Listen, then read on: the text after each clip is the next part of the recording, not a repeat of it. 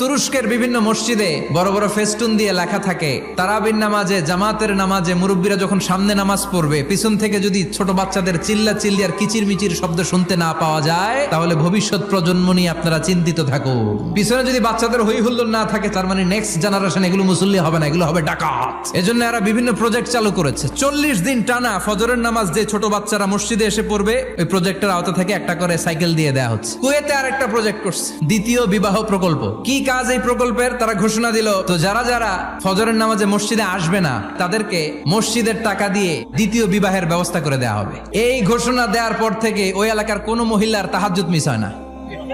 ফজর তো অনেক দূরে, তাহাজ্জুদের সময় থেকে হাজবেন্ডে ডাকা শুরু করে, মসজিদে যাও। অনেক দেশে তারাবি পড়েছি রামাদানে, ছোট বাচ্চারা পিছনে অনেক কিচির মিচির করে, হঠাৎ অ্যানাউন্সমেন্ট দেয়, বাবা মারা ছেলে মেয়েদেরকে শান্ত করেন। কিছুক্ষণ শান্ত, 2 রাকাত পরে আবার চিল্লাচিল্লি। এজন্য ছোট বাচ্চাদেরকে মসজিদ থেকে তাড়িয়ে দেওয়া যাবে, এদেরকেও নিয়ে যান।